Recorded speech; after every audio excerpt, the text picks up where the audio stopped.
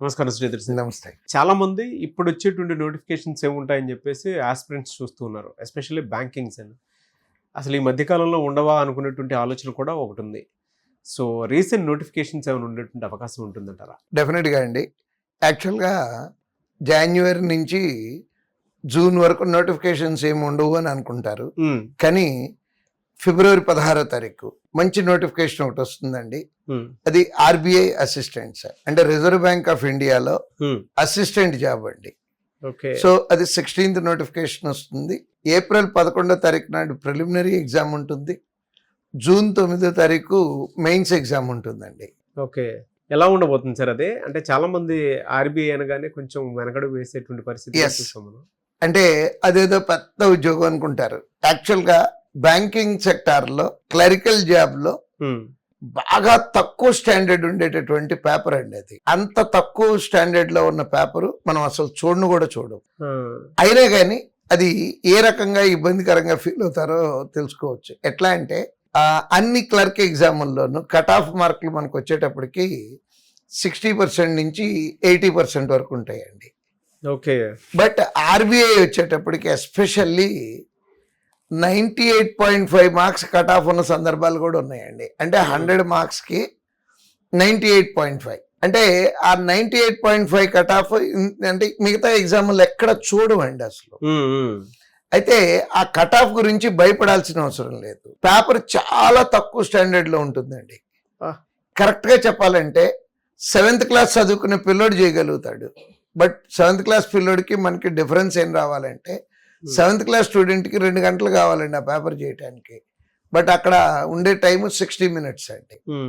అంటే ఇక్కడ స్పీడ్, విపరీతమైన స్పీడ్ రావాల్సి ఉంటుందండి.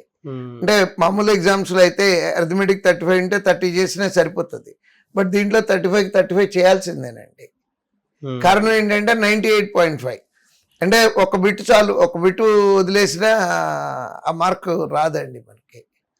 సో నెక్స్ట్ ఇంకోటి ఏంటంటే వర్క్ చేసేటప్పుడు, ఉద్యోగం వచ్చిన తర్వాత వర్క్ చేయటానికి ఎంత కంఫర్టబుల్గా, ఎంత లుక్రేటివ్గా ఉంటుందంటే అంత బాగుంటుందండి.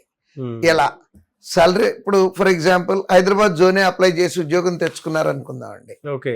హైదరాబాద్ జోన్లో 2 చోట్ల ఉన్నాయండి ఆర్బీఐలు. వన్ ఈజ్ ఇన్ హైదరాబాద్, రీసెంట్గా విజయవాడలో స్టార్ట్ చేశారండి. అంటే అమరావతిలో చేయాలి, టైం బీయింగ్ విజయవాడలో స్టార్ట్ చేశారు. సో నేను హైదరాబాద్ బ్రాంచ్ గురించి మాట్లాడుకుందాము.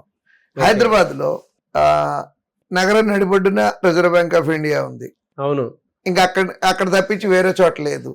అంటే మనం రోజు ఆఫీస్కి సర్వీస్లో రిటైర్ అయ్యే వరకు మనం వెళ్ళాల్సిన ఆఫీసు ఏంటి అనేది మనకు తెలుసు. ప్రమోషన్ వద్దు అనుకుంటే లైఫ్ టైం అక్కడే పనిచేయచ్చు. రెండోది నగరం నడిబొడ్డున క్వార్టర్స్ ఉన్నాయండి. అవును. ఎంత అందమైన క్వార్టర్స్ అంటే, ఎంత కంఫర్టబుల్ క్వార్టర్స్ అంటే, ప్రమోషన్ వద్దు అనుకునేంత బాగుంటాయండి. ఇది క్లర్క్ ఉద్యోగం అక్కడే చేసేసి ప్రమోషన్ వద్దు అనుకునేంత కంఫర్టబుల్గా ఉంటాయి.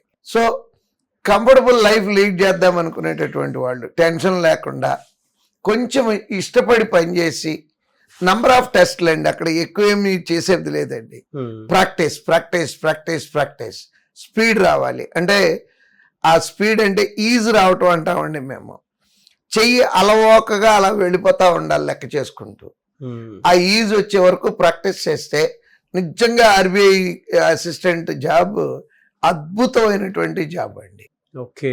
సో రీసెంట్ నోటిఫికేషన్ అయితే అది రాబోతుందండి. ఫిబ్రవరి 16th వస్తుంది. ఏప్రిల్ 11వ తారీఖు ప్రిలిమినరీ ఎగ్జామ్ అండి. జూన్ 9వ తారీఖు మెయిన్స్ ఎగ్జామ్ అండి.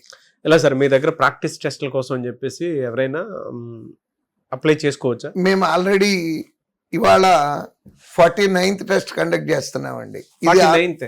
ఇది ఆల్రెడీ ఎక్స్పెక్టెడ్ నోటిఫికేషన్ అండి. మా పిల్లలకి ఆల్రెడీ చెప్పున్నాము. ప్రాక్టీస్ స్టార్ట్ చేసి 8 వారాలు అవుతుందండి. మనం ఆల్మోస్ట్ 2 months అయిపోతుంది. ఓకే. సో ఆ స్టేజ్కి అందరూ వచ్చి ఉండకపోవచ్చు, కానీ చాలా మంది ఆ స్టేజ్లో ఉన్నారండి. ఇది 98.5 ఫుల్ మార్కులు తెచ్చుకునేటటువంటి పిల్లలు ఉన్నారండి ఈ రోజుకే. అంటే ఇవాళ టెస్ట్ పెట్టినా సెలెక్ట్ అయ్యే పిల్లలు చాలా మంది ఉన్నారు మన దగ్గర. Great sir. సో ఎవరైనా బయట వాళ్ళు ఎవరైనా అప్లై చేసుకోవచ్చు అంటే అడ్మిషన్ డెఫినెట్ గా అండి. ఇప్పుడు మనం ఈ వీడియోలో ఉన్నటువంటి చూపిస్తున్నటువంటి నంబర్ని కనుక కాంటాక్ట్ చేసినట్లయితే బ్యాచ్ డీటెయిల్స్ అన్ని డెఫినెట్ గా వాళ్ళకి చెప్తాము.